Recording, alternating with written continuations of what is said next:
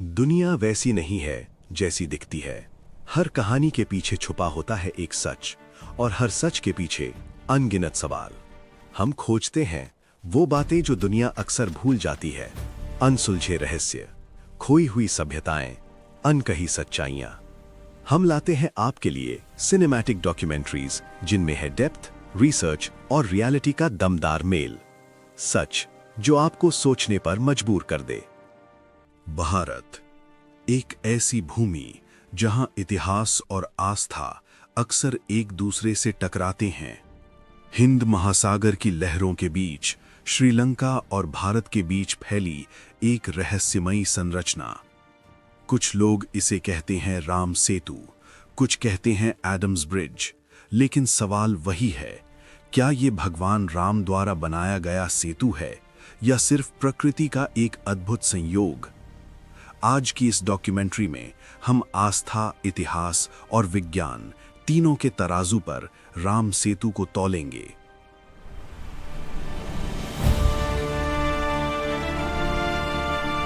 राम सेतु, जिसे वैज्ञानिक भाषा में एडम्स ब्रिज कहा जाता है, भारत के रामेश्वरम से लेकर श्रीलंका के मन्नार द्वीप तक लगभग 48 किलोमीटर लंबी चूना पत्थर और रेत से बनी एक श्रृंखला है। ये पूरी संरचना समुद्र के ऊपर नहीं बल्कि उथले पानी के भीतर फैली है। ऊपर से देखने पर यह किसी पुल जैसी ही प्रतीत होती है, लेकिन क्या ये सिर्फ देखने में पुल है या सच में कभी इसका उपयोग हुआ? वाल्मीकि रामायण के अनुसार जब माता सीता का अपहरण लंका के राजा रावण ने किया, तब भगवान राम वानर सेना के साथ लंका की ओर बढ़े। समस्या सिर्फ एक थी, बीच में अथाह समुद्र। समाधान बना राम सेतु। नल और नील नामक दो दिव्य शिल्पकारों की सहायता से वानर सेना ने पत्थरों पर राम नाम लिखकर समुद्र में डाला, और आश्चर्य, वे पत्थर डूबे नहीं, तैरते चले गए। कुछ ही दिनों में एक विशाल सेतु तैयार हुआ। आज भी रामायण के कई श्लोक इस सेतु का स्पष्ट वर्णन करते हैं। हजारों वर्षों से राम सेतु केवल एक संरचना नहीं बल्कि आस्था का प्रतीक रहा है। रामेश्वरम धाम की यात्रा आज भी अधूरी मानी जाती है जब तक राम सेतु का दर्शन न हो। स्थानीय मछुआरों का विश्वास है, ये क्षेत्र आज भी पवित्र समुद्र है। लेकिन क्या केवल आस्था इतने बड़े ढांचे को समझा सकती है? अब चलते हैं विज्ञान की ओर। नासा की सैटेलाइट तस्वीरों में स्पष्ट रूप से दिखाई देता है भारत और श्रीलंका के बीच एक सीधी श्रृंखला।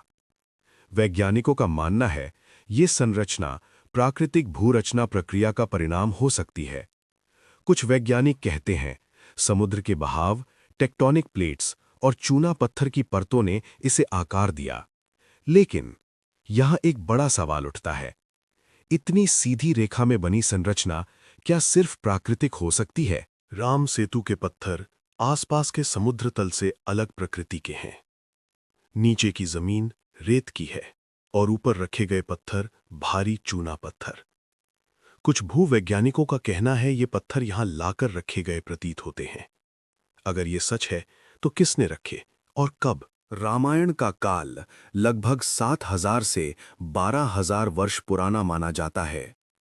कुछ शोध बताते हैं राम सेतु की संरचना भी हजारों वर्ष पुरानी हो सकती है, लेकिन अभी तक कोई अंतिम वैज्ञानिक निष्कर्ष सर्वमान्य नहीं है, यानी विज्ञान भी पूरी तरह नकार नहीं पाया।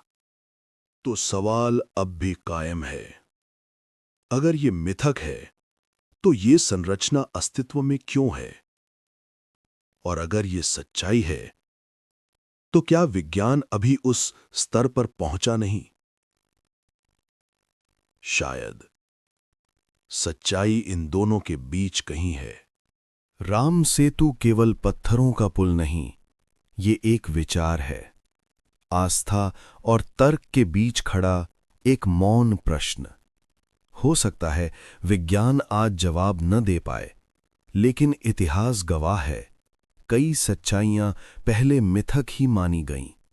तो अगली बार जब आप राम सेतु का नाम सुने, सिर्फ सवाल मत पूछिए, सोचिए, क्या हर सत्य हमेशा प्रयोगशाला में ही जन्म लेता है?